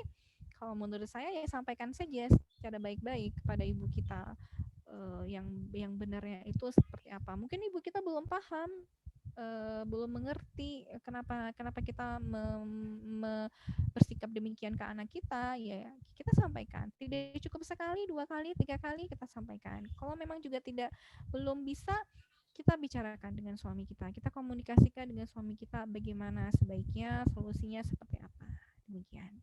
Dan pasti kan anak kita tantrum nggak setiap hari juga ya, nggak setiap hari juga. Jadi ya kalau memang ketika tantrum ada konflik, ya sudah dibiarkan, nanti selanjutnya kan pasti kondisinya akan tenang seperti itu. Dan ketika tenang ya baru kita ajak bicara. Seperti itu. Baik dokter, terima kasih. Mungkin kalau saya boleh key point ya dok ya, kuncinya di kompak ya dok ya dengan pasangan tentang cara pengasuhan kita kepada anak kita. Harus kompak dulu sama pasangan. Kemudian kalau misalnya mau ada konflik dengan mertua atau ibu, mungkin kita perlu sampaikan bahwa kita membiarkan itu bukan karena nggak sayang gitu, sama sebenarnya cara kita untuk mendidik anak. Dan sebenarnya mungkin mertua dan ibu juga sebenarnya karena sayang gitu kan, sebenarnya sama-sama sayang, cuma bentuknya berbeda seperti itu, dan itu mungkin bisa dikomunikasikan begitu ya dok ya. Begitu. Baik, kita lanjut ke pertanyaan selanjutnya ya, di termin ketiga ini dari Umu Hilmi. Selamat siang dok, terima kasih telah diberikan kesempatan untuk bertanya. Saya sering merasa overthinking, banyak bingung dan mikir ketika akan melakukan sesuatu. Saya kesulitan untuk action, sulit mengamalkan ilmu yang saya dapat, hingga saya ada di titik jadi malas belajar karena akhirnya sangat merasa kesulitan untuk mengamalkannya. Kadang saya juga jadi merasa benci pada diri saya sendiri. Kenapa ya saya bisa seperti itu? Harus bagaimana? Contoh, saya masih belum bisa manage waktu sehingga berdampak pada anak saya, makanya nggak teratur dan lain-lain. Terima kasih banyak dok. Ini juga sering dok di emak-emak ya dok. Jadi kita udah belajar nih parenting, udah belajar teori, udah belajar cara mengatasi anak tantrum. Tapi ketika praktek tuh seringnya nggak bisa gitu dok mengamalkannya. Nah itu kira-kira berarti kenapa ya dok? Gitu. Monggo dokter. Baik. Memang mengamalkan lebih susah daripada teori ya. Baca teori mudah gitu, tapi begitu kita praktekkan jadi sulit seperti itu. Nah sebenarnya overthinking itu bisa kita atasi ya. Overthinking itu kan bagian dari kecemasan gitu. Jadi ketika memang kita overthinking, kita bisa menulis list overthinking kita tuh apa aja sih yang membuat kita sering berpikir overthinking, yang sering membuat kita cemas seperti itu. Terus setelah kita menulis list itu, kita mulai menanyakan ke diri kita sendiri gitu. Buat apa sih tujuan saya berpikir demikian? Pemikiran saya itu benar atau tidak? Atau itu hanya ketakutan, kecemasan saya saja? Kemudian tujuan saya itu berpikir itu untuk apa gitu, benar atau tidak seperti itu. Jadi kita bisa menanyakan lagi ke diri kita, manfaat dari kita berpikir negatif itu apa, efeknya apa ke diri kita. Nah, setelah memang kita tahu, oh iya sih itu nggak baik seperti itu, tidak memberikan manfaat. Kemudian kita bisa mengganti pikiran negatif tersebut dengan mengganti menjadi pikiran positif lainnya. Tadi kan katanya jadi malas untuk ini ya. Malas belajar, dokter. Jadi malas belajar gitu. Dan merasa benci juga dok pada diri sendiri. Ya, jadi kita bisa melihat kalau misalnya ketika kita belajar, contoh ya, Mbak bisa mengubah pikiran negatif itu dengan hari ini.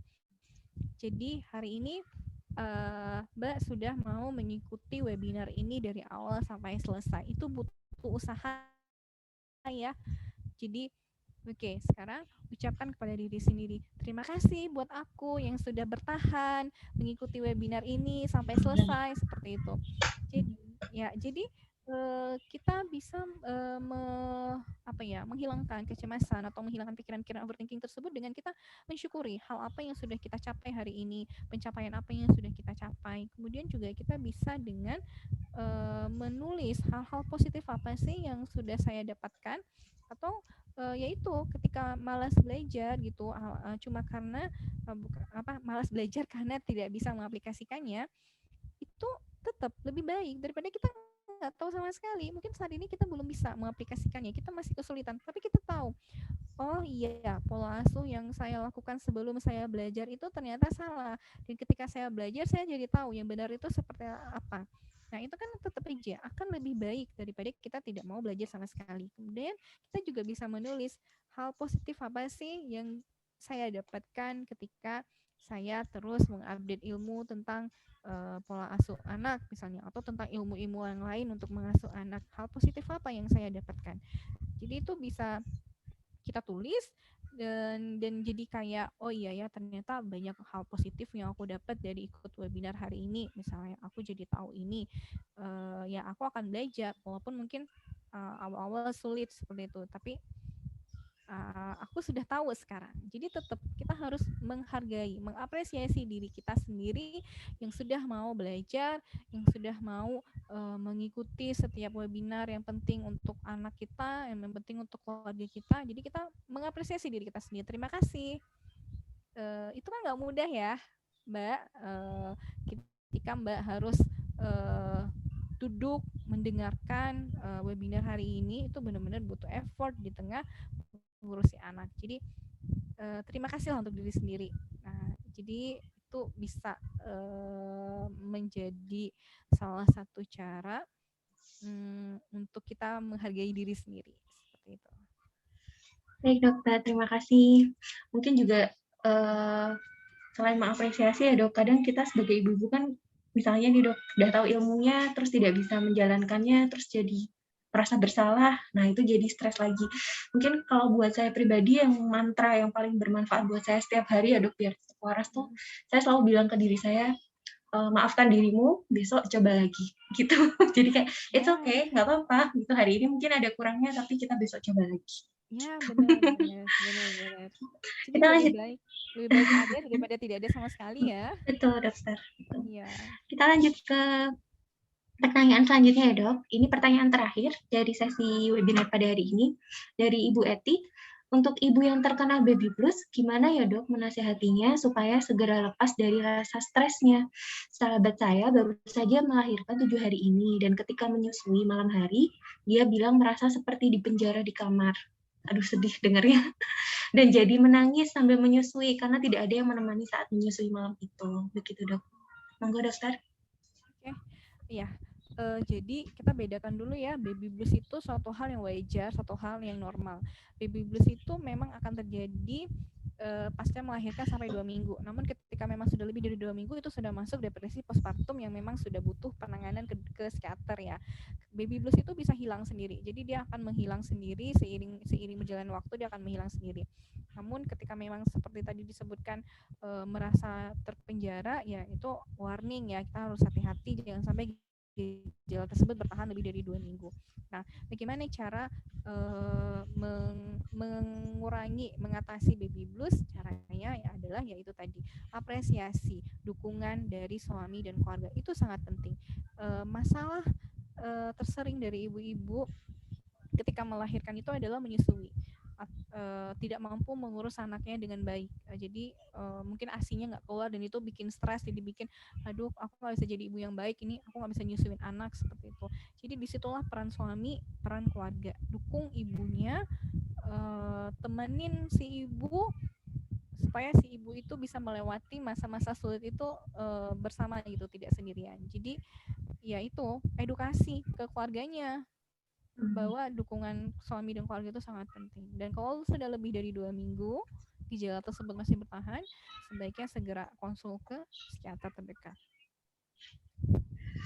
Terima kasih, Dok. Jadi sebenarnya yang butuh diedukasi bukan ibunya ya, Dok, tapi keluarganya gitu ya untuk mensupport ibu yang terkena baby blues itu. Dan mungkin kalau lagi nengok juga harus menahan diri untuk mengomentari. Yang seringnya yang bikin baby blues tambah parah tuh komentar dari yang jenguk itu, Dok. Kadang tuh komentarin bayinya, komentarin ibunya gitu. Begitu. Baik, Dokter Pinan, ini sudah selesai 3 termin dengan 3 pertanyaan. Kita lanjut ke kuis ya, berarti ya. Kita ada kuis. Jadi Dokter Fazia silahkan untuk kasih 3 pertanyaan. Silakan teman-teman untuk menjawab di chat ya, cepet-cepetan juga nih. Nanti jawaban yang benar dan yang paling cepat ada hadiah dari sponsor. Silakan dokter. Ini 3 pertanyaan ya? Ya, satu-satu ya, tapi ya. Ya, satu-satu ya. Ya. Oke, sebentar. Oke. Siap-siap ya Ibu-ibu ya. Diaktifkan jari Thanos-nya. Baik, tadi saya sudah menyebutkan beberapa gejala dari depresi ya. Mungkin ibu-ibu bisa menulis 3 saja gejala depresi itu apa saja. Depresi ya, depresi saja. Mari Ibu-ibu ditulis diketik ya. Diketik. Ya, diketik di chat silakan. 3 saja ya.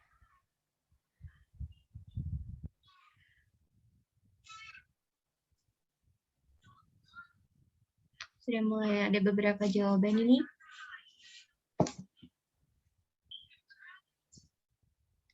Tiga ya dok ya. 3 aja.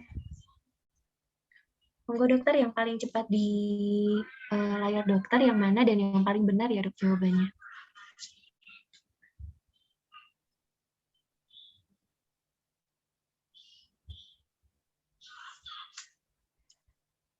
Oke, yang paling cepat itu Mbak Putri ya. Tapi yang paling mengena, yang paling mendekati pertanyaan apa jawabannya itu yang di komputer saya ya Mbak. Iya dok. Iya dokter. Mbak Justina. Oke, berarti sulit tidur, makan banyak, konsentrasi berkurang. Oke, berarti jawabannya yang paling benar dan paling cepat Mbak Justina ya. Selamat kepada Mbak Justina, nanti akan dihubungi oleh tim belajar bareng dokter Pinan. Iya. Lanjut yang kedua. Yang pertanyaan kedua dok. Oke. Sebutkan 2 cara meminimalisir stres. Ayo siapa cepat.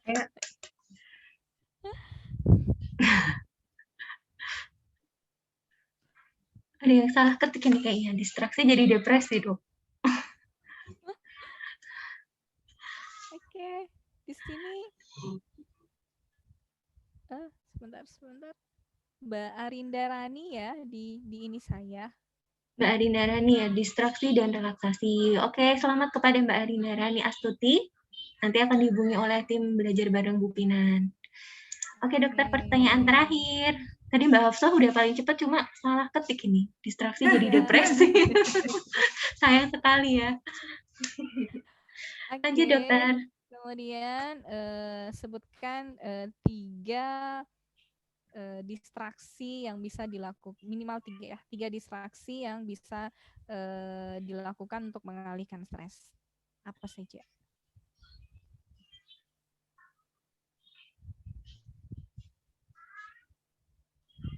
Baik, sudah ada yang menjawab nih, dok.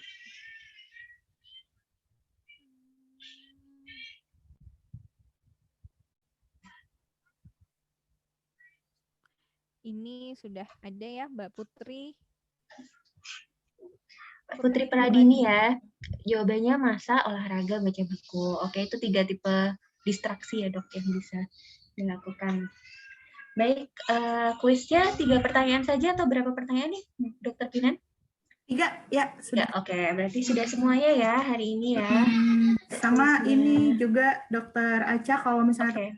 mau dapetin hadiah lagi, masih ada 5 hadiah lagi nih dari sponsor. Itu nanti silahkan lihat di Instagram saya ya, di IG Story. Jadi silakan teman-teman tulis take home note atau pelajaran apa nih yang bisa didapatkan pada sesi kali ini. Terus teman-teman share di IG Story, dan juga ada beberapa akun yang butuh di tag juga gitu. Nanti yang tercepat nanti akan kita pilih juga gitu, yang 5 tercepat gitu ya, nanti akan kita kasih hadiah juga dari sponsor. Oke, baik. Baik, jadi ibu-ibu yang belum dapat hadiah jangan bersedih hati, masih ada 5 hadiah yang bisa direbutin dengan cara bikin take home note, ditulis di IGS. Nanti template-nya ada di IGS-nya Dokter Pinan, jangan lupa tag sponsorship-nya. Begitu ya, Dok ya. Oke, baik. Berarti ini sudah selesai ya, Dok ya, sesi webinar pada siang hari ini. Saya sebagai moderator mengucapkan mohon maaf apabila ada kekurangan dan kesalahan selama sesi ini. Dari Dokter Fazia ada closing statement mungkin, Dok? Atau ada yang ingin disampaikan? Closing statement-nya ya itu tadi take home message dari saya. Kenali kebutuhan ibu dan penuhi kebutuhan tersebut. Dan jika memang ada stres, lakukan distraksi atau relaksasi. Dan jika memang keluhan tersebut sudah lebih dari 2 minggu, segera hubungi tenaga profesional untuk mendapatkan pengobatan lebih lanjut. Baik, terima kasih dokter. Terima kasih juga kepada tim belajar bareng Bu Pinan yang sudah menyelenggarakan acara webinar hari ini ya, Masya Allah ilmunya sangat bermanfaat untuk kita. Terima kasih kepada Dokter Fazia yang sudah menjadi narasumber pada siang hari ini. Terima kasih kepada ibu-ibu semuanya, Masya Allah banyak sekali yang bergabung hari ini. Nanti yang sudah mendapatkan hadiah dari webinar pada hari ini akan dihubungi oleh tim belajar bareng Pinan. Saya tutup ya, mohon maaf atas segala kekurangan dan kesalahan. Wassalamualaikum warahmatullahi wabarakatuh. Waalaikumsalam warahmatullahi wabarakatuh. Terima kasih ya, Dok. Terima Terima kasih, dokter. Semoga bermanfaat ya. Iya.